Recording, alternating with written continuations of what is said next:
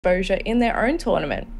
Yeah, big shout out to the SCA Blizzard team there getting this tournament up and running. And there we go, guys. The game has loaded up, and let's get into game number 1 here on Terraform. And spawning down here in the bottom right, here's the Indian Zerg from Team Psystorm. It is Demilove.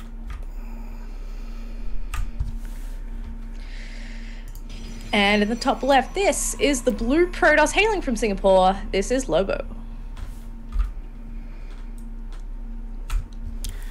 Alright, so the popular Zerg openings I've been seeing, actually I saw an interesting variation to start off watching a couple streams the other day, and it was Vibe. He goes for a double extractor trick with an Overlord, and then goes for his hatchery at about 17. And that's, I mean, for LOTV standards, that's quite late, but man, it worked out really well for him. Had a lot of extra drones out early. Yeah, for sure. It's something I've been experimenting with myself because I haven't really looked too much into which the best one is, but there's all sorts of things you can do. You know, some people you'll see them wait, some people you see them just kind of take the Overlord not too long after spawn in. I guess it's kind of a stylistic choice at the moment. Also depends on what builds you're throwing out because everything's obviously still being figured out. Some people like to play really aggressive, some people like to go for the mid game. And throughout the qualifiers, I don't think we've ever seen a really long game in Legacy of the Void just yet. So I'm actually expecting kind of quick games. Yeah, especially this game in particular. Lobo, of course, being that very aggressive PvZ that we've seen in the past. And I think we're going to see something like popular builds that have been coming out of like the Gateway All-Ins with a bit of Robo and the Adept Stalker builds. Those timings, man, they're quite strong, and if Demilove doesn't pick up on something like soon, it'll be huge, because especially with Demi going for that really quick third as well here, behind that. Yeah, going for the greedy opening. Demilove is one of those guys that seems to play this matchup mostly like it is in HOTS at the moment. He likes to open up very economical and then head into some other strat later on. I think maybe the most variation we've seen is perhaps a cheeky goal base here and there. For the most part, people are really happy to power out those drones early on and then maybe explore some of the other tech options towards the mid game. Yeah, and first Adept coming out onto the field now here for Lobo, and man, these are just like the little old Reapers from Zerg versus Terran, and man, they two-shot drones, which is a real scary thing here for Demilove, but he did get himself an earlier pull than usual, so he does have a couple of queens out already to help out with this, and looks like he should be fairly well off. I mean, he's got Overlords in position already. Lings are chasing a pro that was sitting out on the map back home, and that is a nice pickup to start off the game here for Demilove, and he spots the Adept. Yes, he does. That's good information to have. Those Adepts are so annoying. Especially, you know, it's a big thing in PvT, obviously. Getting that Warp Prism and the Adept Harass going, it's equally strong in PvZ at times, you know, especially if you catch your opponent off guard. But as we can see, this is just a small amount of harass from Lobo coming out. He's not going to get too much done here. He will get a bit of scouting done, maybe a couple of drone kills. But for the most part, this is just to be a bit of a pest to Demi in the early game as he transitions into some other tech. Yeah, and of course that new Adept nerf, dropping the shield and the health of those Adept. It took a bit of damage there from a couple of Lings and the Queen, but he will be pushed back to now, but he is sending that shade into that natural base and doesn't decide to do so, knows there's a Queen there. It's like, oh, just see what your drone count is for now. But back at home here for Lobo, going into double Stargate, and that Sky Toss kind of play at the moment is quite popular with the Protoss, so it'll be interesting to see how this goes here for Lobo. Yeah, pretty cool. I mean, during the qualifiers, we still hadn't seen all that much of the airplay. We saw a couple of players try it out, but there was still a lot of sort of two-base play, all-in play, even a straight-up three-base macro coming out from Protosses. So glad to see already we're starting to delve into the Sky Toss a little bit. As you said, it is quite popular, and we'll see what people come up with it, because, you know, you can mix up the composition a little bit. You can open oracles. We see a double Phoenix opener here. We see people going for carriers later on. So we'll see how this composition ends up fleshing out for Lobo. Yeah, we saw those first couple of Phoenix pop out there and kill one of the Overlords there of Demilove, and his answer was a huge round of drones and then start dropping the Sporkrillers to defend back at home. And he's going to be pretty well set up. I mean, he's pretty much saturated on his 3 bases now. alright, but he's going to be losing his overlords out of the map, and the only vision out of the map right now for Demilove is those couple of lings sitting in front of the natural. Yeah, he's going to be wanting to keep tabs on the third base, see if that happens. Oh, but he's going to catch these adepts moving out, actually. They will get taken out very quickly, but now he's been warned. He's got 4 roaches in production straight away. Also going for the melee attack on the ground, so it looks like he's really going to be relying on lings for the time being for the defense. And so he should. I mean, it is an air army. You can clean up stuff on the ground very quickly. The one queen is going to go down very quickly from these phoenixes, though. Yeah, the adepts are on the door of the front of the third, and the roaches are going to be able to deflect this back for now, and he's held this quite well, but now he can just pick up those roaches with those phoenixes, of course. More coming across the map, and these adepts can work on these lings alright, but these roaches still doing a fairly decent job here. Lobo not quite controlling his phoenix properly just yet. Great wraparound with the lings there from Demilove, able to stop the adepts in their tracks. Now he's going to try and head across the map. These phoenixes are going to lift up all these roaches, though, so he does have to head back for a moment. More lings will be the better answer for this, and I believe a bunch just popped because, I mean, you can't really lift individual lings with phoenixes. You're going to run out of energy very, very quickly, and that would be something that's pretty difficult for Lobo to deal with.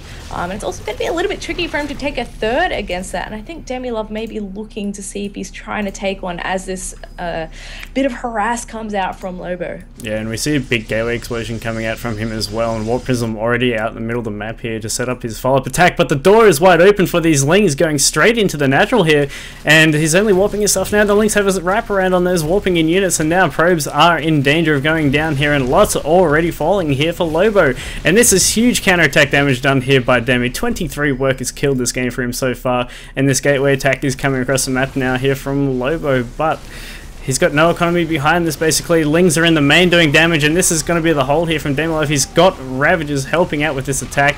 Spore does get focused down, so he does have to be careful of those Phoenix, of course, but the gateway units have been cleaned up. Lings are still running amok here in the base of Lobo, and Demilove looking quite set to take out game number 1.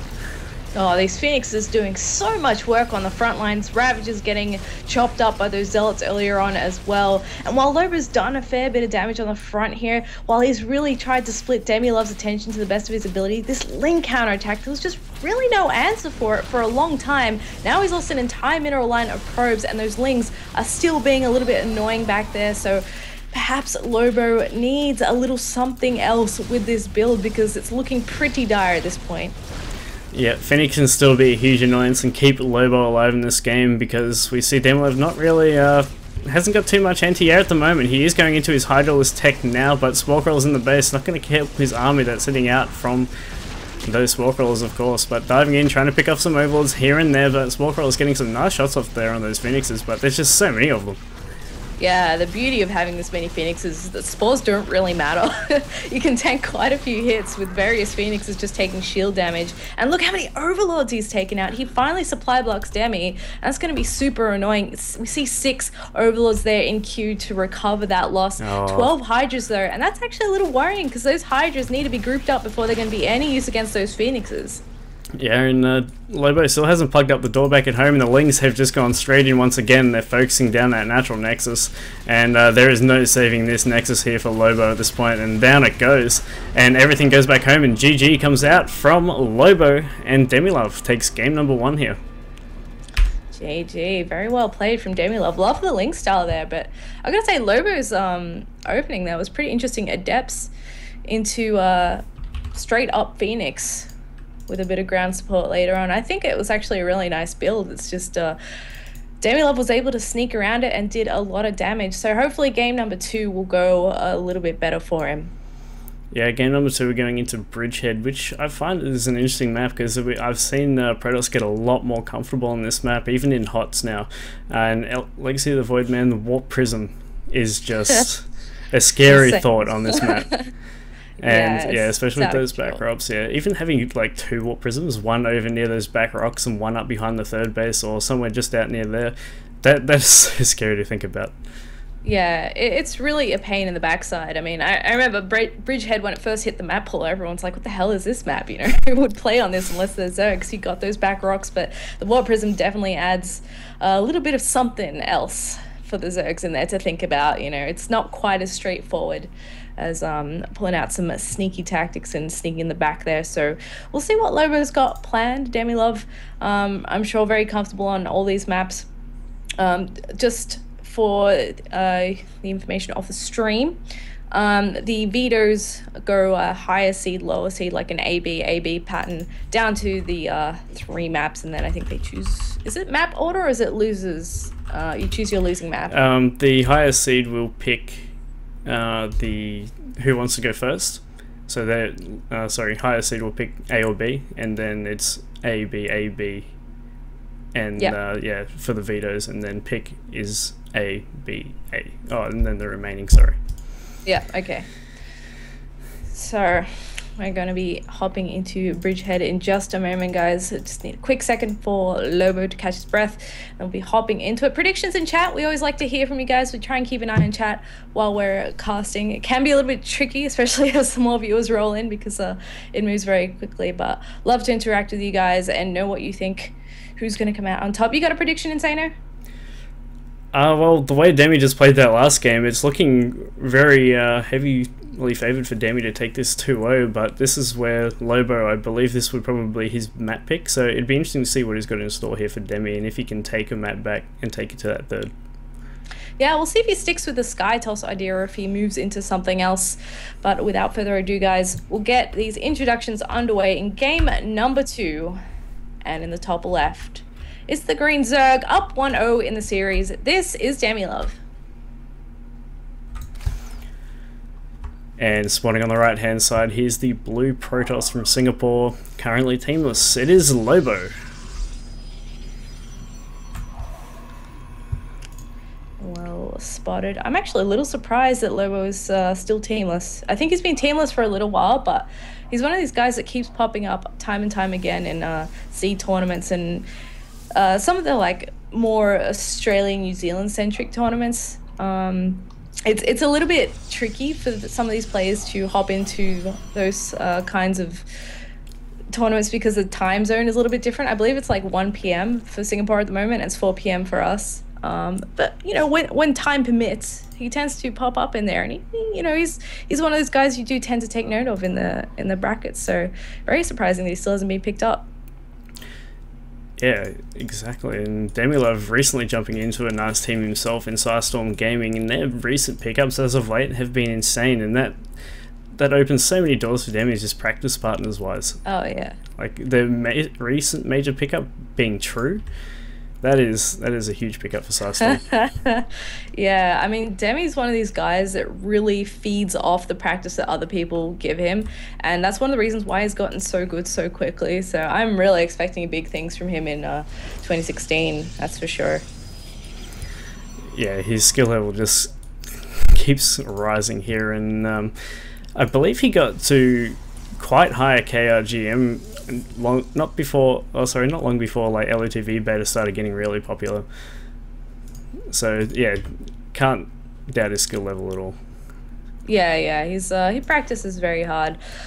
So Lobo's got his work cut out for him. Not counting him out though, I think the last strat that he used in the previous game, as I mentioned, was quite a cool one actually. A lot of people would struggle to deal with that because it's very harassment heavy on a couple of different fronts. The problem there was that there's not really anything on the ground to deal with Demi's Link, so if perhaps he wanted to go for a similar opening again, maybe he just needs to tweak that, or perhaps he's got some other tricks up his sleeve. I guess we'll soon find out.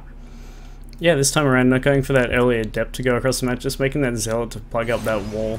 Has his mothership kill out nice and early, just in case there is kind of like early aggression from Demilove, but nothing of the sort coming from him, mainly getting his gas now. And his third's up, but double pylon coming down at his third base. Lobo is looking for something. Cheeky, that mothership call, where is it? It's going to be sliding across the map, looking for a bit of an overcharge, I think. This is a cheeky strat I've seen happen recently quite a bit. Looks very difficult to deal with for Terrans in particular, I think, but very nice moves, because you see 3 pylons go down. What are you going to do about that? It's going to take you quite a while to actually remove those when you have no links on the field. So Demilove looks like he'll be able to get 1 down, maybe. Oh, he gets 2. Wow. Oh no, and this hatchery is really in trouble because these pylon overcharges, they do so much damage. Now Zealot coming across the map to help out, but there goes that pylon overcharge. He's put the damage down. He will have another one available to him soon enough, but this Zealot needs to get involved here. Yeah, he does need to get in on that. He cleans up the one ling. These queens are going to try and do their best to get rid of these units here, but it's going to be a bit tricky as a couple more units trickle in. We've got the Adept joining the front lines here now. A few more lings are out though, so perhaps he can start closing the gap. Very hard to engage this when the photon overcharge keeps going off though. Yep, I'll lose that Zealot unfortunately there. Did wander off a little bit too much, but man, the 25 energy that this Mothership Core needs to just cast on these pylons, it does so much. Yeah, he really wants to save that hatchery too. It looks like he's just going to finally get that Mothership Core out of the way. It is getting very low, and the pylon that had the overcharge on it does go down. So does the Mothership Core. A bit of a blunder there from Lobo, but his harassment has done what it's set out to do, I think. I'm not sure if that's like an attack where you're really hoping to get the third base. Seems like a bit of a stretch because it has a lot of health. But if we look at the work account, Demilove has only just caught up to Lobo with this last round of drones, so Lobo's been a good 5 or 6 probes ahead for a little while until now. Yeah, we're seeing the transition coming out here from Lobo now as well, getting him a Stargate, an Oracle going across the map, and this might catch Demilove a little bit off guard because he hasn't seen anything going on yet, and now he actually, I think he might just see the starport in a second, but it might be a little bit too late because this Oracle already across the map here and no spores available for him. These oracles, or just this oracle I should say, looks like it's going to be doing a lot of damage here as it walks into this mineral line. Yep, only a queen for defense. Oh, he's going to get so many juicy drone kills. No. Lobo's going to be pleased with how this is going. He focuses the queen for just a second, then turns his attention back to the drones, loses the oracle, but my goodness, 10 workers killed this game so far. Very nicely done. Yeah, 9 just from that oracle, and more gateway explosions coming out here from Lobo. He is looking to go aggressive here with this warp prism coming out and extra oracle coming out just in case for detection, of course, but he does have that robo available to him, so he can add in an observer if he needs it. But oracle, I mean, he found that there was no spores. He's hoping that he's like, alright, my Oracle got killed, maybe he hasn't bothered with any air defense, but Demi, just playing it safe, of course, getting those spore crawlers just in case. And he sees those gateway units out the front. He's making a bunch more lings. I'm thinking he's actually going to push there because it's not that big of a force. You know, he doesn't have to be that scared if it was actually going to head across the map. And he just double checks what's going on here. Sees the Nexus as well. So I hope Lobo's going to be nice and careful with these units because he could lose them very quickly. It's a pretty chunky amount of Zerg out here. With the Warp Prism coming in though, he'll definitely get a couple more Warp Ins here to solidify that force a little bit more. Yeah, but he's been seen now. The Roach army, the Ling army has been spotted as well. But Adepts, man, they're going to do some work on those Lings. He needs some Stalkers to be able to help with those Roaches, of course. But we'll see how this is going to go here for Lobo as he steps up onto the creep a little bit early here, but the Sentry's a little bit too far behind. Ravage is doing work in the back, dropping that Corrosive Bile on that army. Stalker's being warped in now, but the beef of this army is kind of gone. The Zealots are down, the Adepts are down, and this is not looking good. Those Sentries go down as well. Some Zealots being warped in, but that's enough Roaches and Ravages for days. And that is it. Lobo will GG and Demilove takes the series.